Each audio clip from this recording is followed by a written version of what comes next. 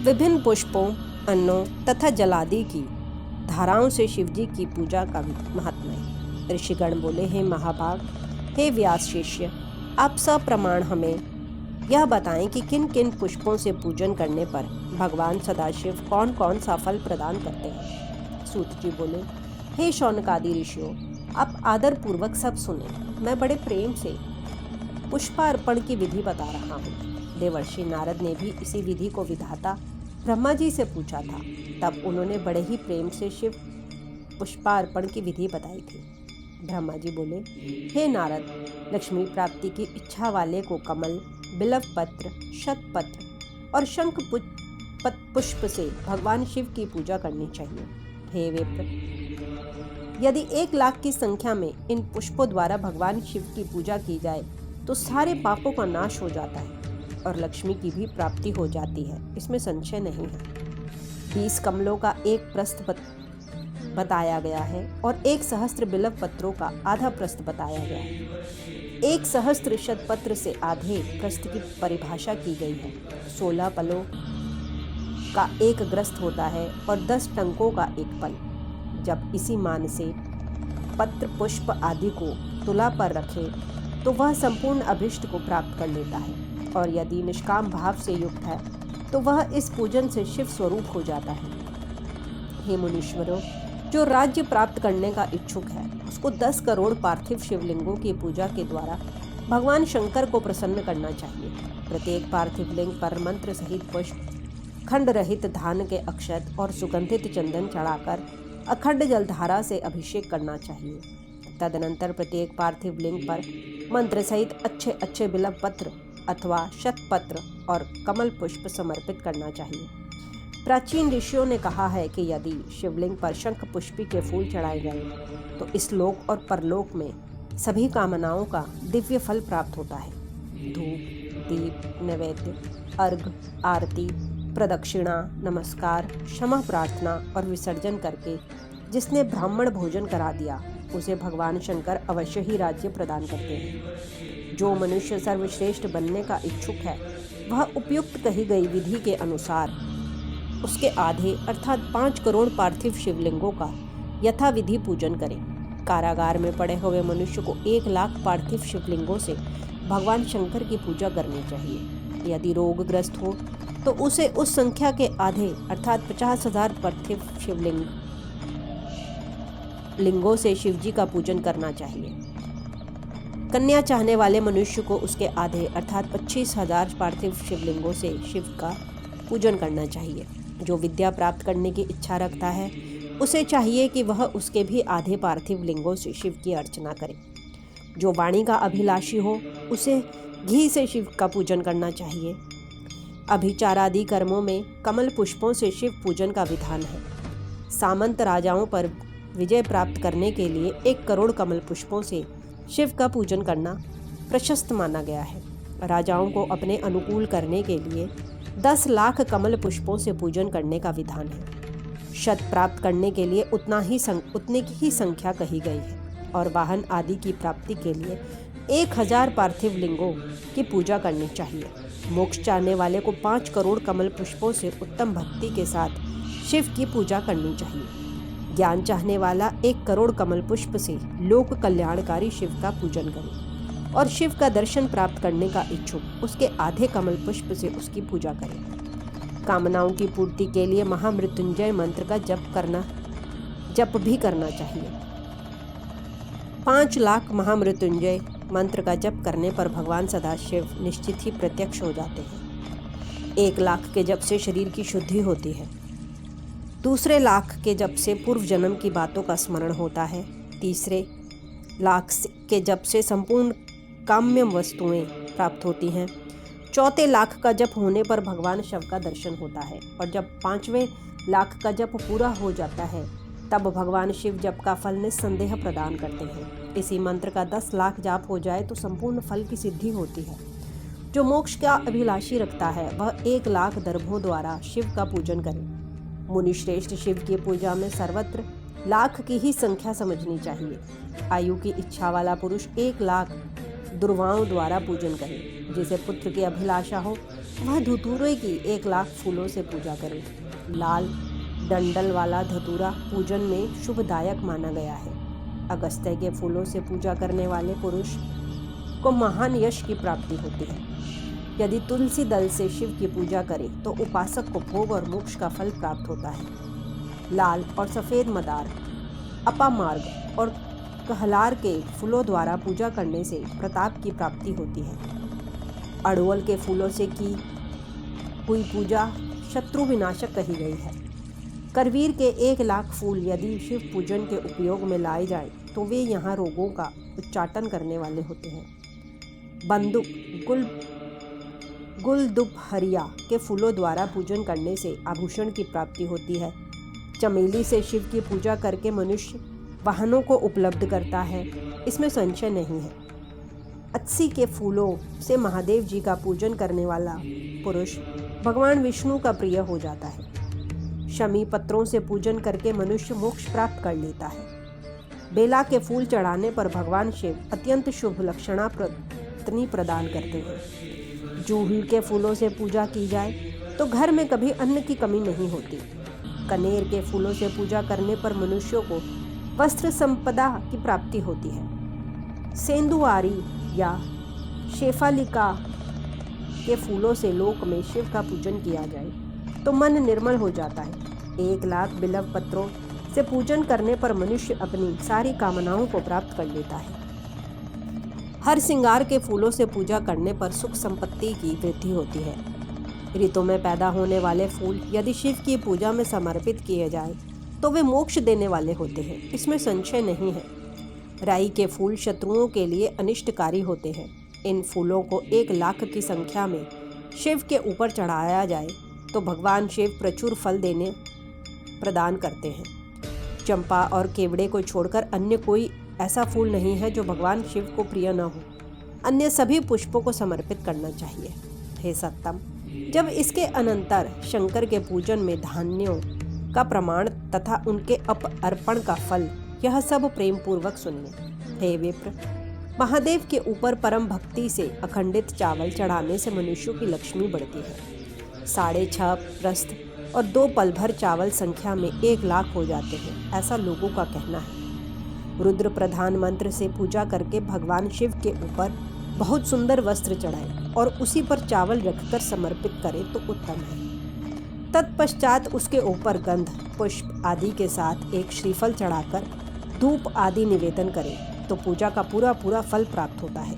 प्रजापति देवता से चिह्नांकित 2 चांदी के रुपए अथवा माश संख्या से उपदेष्टा को दक्षिणा देनी चाहिए, अथवा यथाशक्ति जितनी दक्षिणा हो सके उतनी दक्षिणा बताई गई है। वहाँ शिव के समीप 12 ब्राह्मणों को भोजन कराएं, इससे मंत्र पूर्वक सांगोपांग लक्ष्य पूजा संपन्न होती है।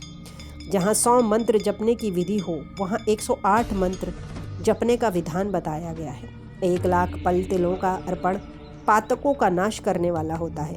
11 फल में 1,00,000 की संख्या में तिल होते हैं, अतः इस परिमाण के अनुसार तिल द्वारा अपने कल्याण के लिए मूर्ति के लिए पूर्व की भांति पूर्वोक्त विधि से शिव की पूजा करनी चाहिए।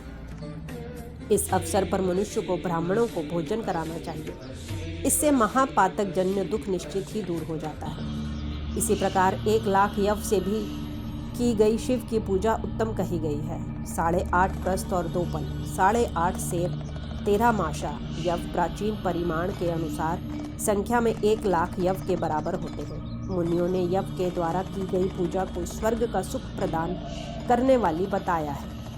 फल प्राप्ति के इच्छुक लोगों को यव पूजा करने के पश्चात ब्राह्मणों के लिए प्रजापति देवता के द्रव्यभूत चांदी के रुपए भी दक्षिणा रूप में देने चाहिए। गेहूं से भी की गई शिव पूजा प्रशस्त है।